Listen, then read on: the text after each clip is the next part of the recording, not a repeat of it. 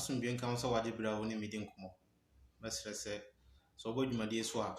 like page no follow yen share na ehwe hunu se adwenkyele wo hoyi no enye bone entiamra wo ba bia so obekere wadwene fi se oman chekere ye no ya adwenkyele ti se wan kire wadwene a na se wo ya ye timamuni a wo ye timamuni hunu mamensi ni pina men kan sa nkyere wo ti kire wadwene fi se sa nkoyi a eko esamba wan kasa wo so ti adenti na wo ye anumu ti kire wadwene mesre oba page ne so a like page no follow yen on all the social networks and follow yen na kire wadwene na ye mo amadwumadi no entumpon share so ma foforo nya dai enya bintie fi se wo kwa wutie na se wo famu abapa no na eboa wo na amwa wo nua a waye mfomso ehwe hu se wo nua no ne ho ka no wo so ho beka se wo nua ho ka wo ho aka ye mfa sa agye ni nhyɛ etirim ebiem se wo ye youth wo ye babunu se wo firi wo man ni mu no nko ade meka na maka asi ne supi pansi aboso ba ne magyapaye na ba bia otomfo obo no na se adepa bi hye ho no mehu hia no amanfo ente me concept no ase na I want to make it clear so we youth we babun na wo man ni mu a hwe hu say your upbringing all your responsibilities no adwuma ewo hu se beboa ama wotumpon no enye wa wofunku na anya se wo mpuntuo bekoso no enye wa wofunku na anya tinyanentie mane ento trim se wo betumpon no enye wa wofunku na anya oman no esusu anya bi oman no mu mpanyimfo ewa sede e weso mo yede ma wo se wo mpuntuo bekoso visi se wanye yi a obeya ade so ade mo oman no obeya ade so a enye nipa ba akopɛ ene wo beya ade so ande ama no o ya ade so ade ama se bi ka wona omote omu ba bi a na nka mo fi se omo de nka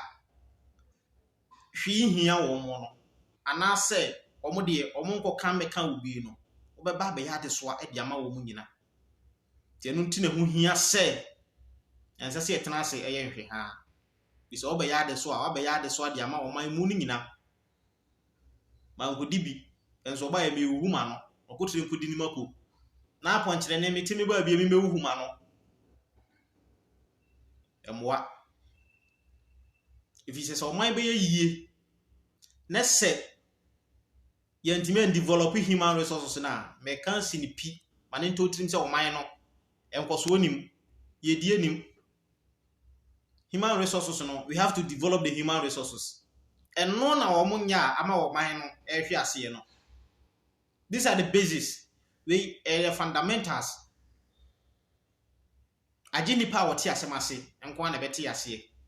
se won ti asemase a won ti ase da edwumadi ayedi won ti ase behwe hu se eye o man mpuntu nti ene yedi se adwuma no se won ti asemase a won ti ase ti se we youth na wo man nu ma hwe hu se ewe se wo man no ewa asede ewo so so mo yede ma wo ewe se mo develop because o man be yie let's see focus on the natural resources no obu use natural resources no for their benefit ya he will say wow you human resources no it will get to a time obaba be ya this one e dia ma wobusua e dia ma wo man ni nyina na menye sure so say ye nso ye pese ye ya this one e de ma ya busua ne wo man no ya ma me ya asede ya ma me ya gudie bi amfa ma wo man na ma ya busua nemo ye ba be ye ka the liabilities ye may liabilities emfa mo ye busua ne wo man no that be it shouldn't happen that way. It shouldn't happen that way at all. Timesre mo man na ye trim efiri na ekoro na ye trim say ye be ye a o man no e so o man ne hwe ye nti nya ya wo funku na anya ha si be yi a oman no wa asede a we se omo ye de maye enya abato nko na we se oman ni timi die so mfa so e we se ye mpuntuo e we se me no ka se obi atime ko school na duruba bia e we se nko hia moa enani bi agya ni bi nipa no aka nsinsin mu e ba sa na de adwenbone na e ba nipa nitirim anka nya wono a enye wono a enye ne pe nanso aba ne sa wi sanse oman na yetimu no ehihye papa bia anim de mabunu e fa pem e mabunu yie die ehihye papa bia anim te ya na areko se oman a yetima oman no let me tell you one thing oman no animonyam wo enka nba bia da se oman na animonyam nim ifi se enne kura na essay no oman no wodin oman no animonyam na de aka ne se omo behwe mabunu omehwe mabunu asetena mu yie e de ama wo so oman hwe mabunu asetena mu yie a oman no bekoso atete se ya oman no e bekoso atete e mabunu hu hia e de ma oman tekere mabunu hu hia e de ma oman tekere mesere se obadwumadi nso a like page no share follow na mo obi sunya dey emetie bi amanfo ente mase yie esan se asemo ne ya na enipa wote asem ase se bi obadwemba na bete ase se wonya badwemba ya wonte ase yi oman abusua entimi nkoso abra amanyosem nim nti amanyosem menka ne pi ensi nkyira wo se amanyosem efirabode emfiti ase amanyosem efirabode emfiti ase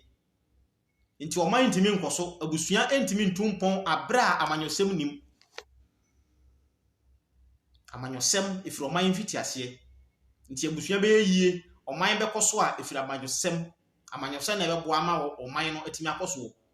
se wa abusua mu a ye wa akonya ye wa didie mu wo sa so ya ewe se amanyosem bisa amanyosem enyina ne se enipa mienu miensa ennan omaka omadwene abomu se ye wo nsusuye bi ye wo anisuade hunu papa bi a ye pese ye de boa emma sebio ya setena mu ye yie die ekoso amanyosem anu no eye nipa baanu miensa ennan omaka omutire bom e wo nsusuye pa bi se ye boa ma ye dwumadie ya dai akoso ya setena mu ya dai akoso eno ane amanyosem enti se hwe abusua mu a ye wa akonya ta ye wo nipa a omudie sanso so no man so no ye wa akonya a eye oman ni nyina akonya a enipa dai ete akonya so ti manenya wo se metan amanyosem ena kwan a ye fa so a ye ya amanyosem no eno na me wa asem wo ho ekwan a abibifo ya fa so a ye ya amanyosem no fi se ye de ya fa ne se ye sa mo ye pe no enti sa so aye no dabi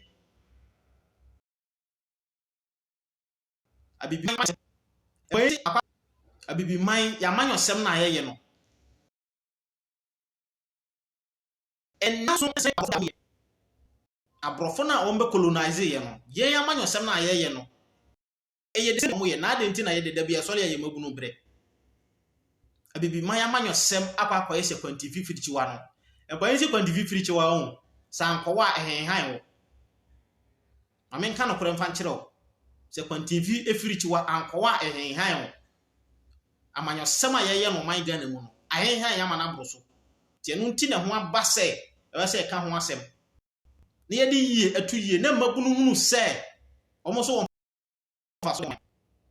iso ye babunu na to na wadwe se oman ni usutumi a oman no usutumi na oman no wa asede e we so omo ye de ma wo yi a wanye ni nyina no efiri oman so omo dwene ho a nkomba ye bibi di ama wo e wo mpuntuom e wo wasetena mu ye wo abusua mu a yetimi hunu se enipa bi empa abusua yie ebi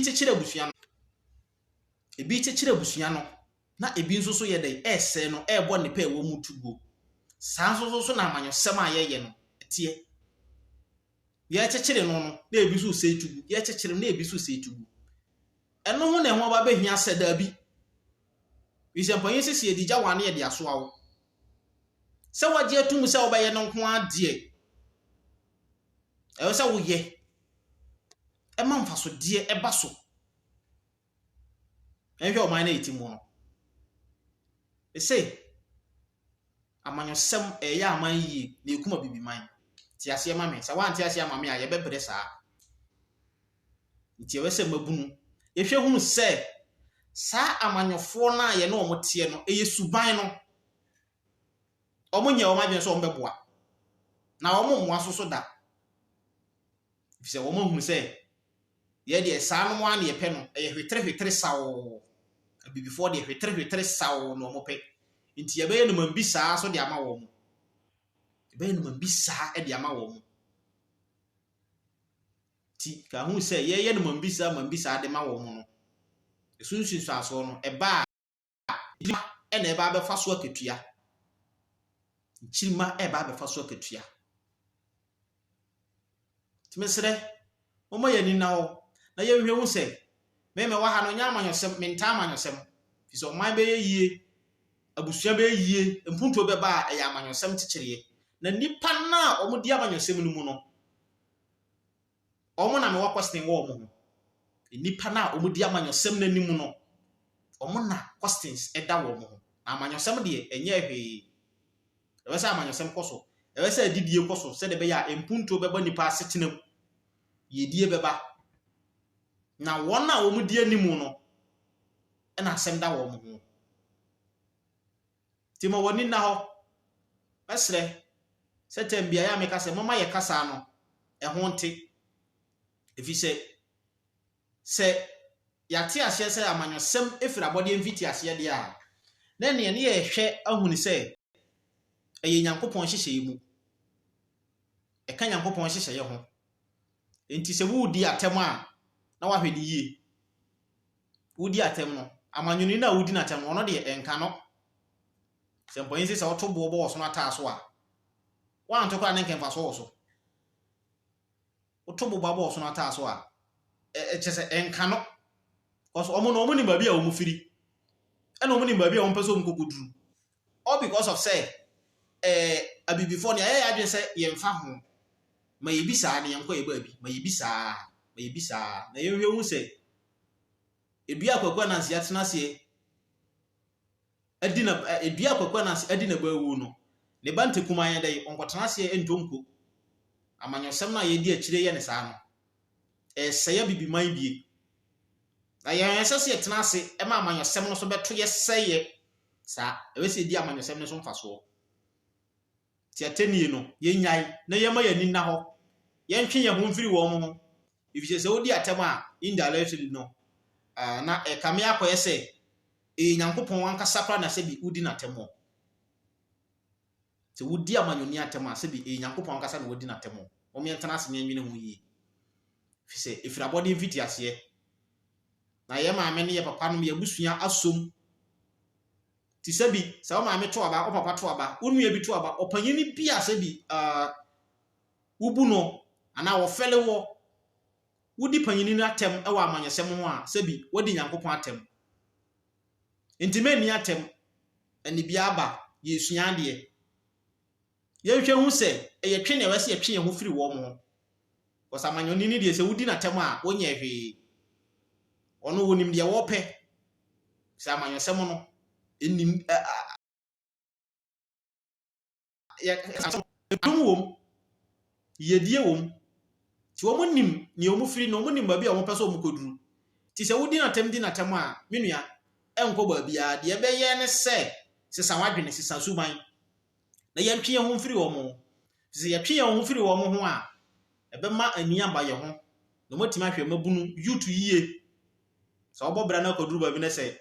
maame ni bi papa ni bi ne se abrabo no ege nsrepe de ma wa areho eya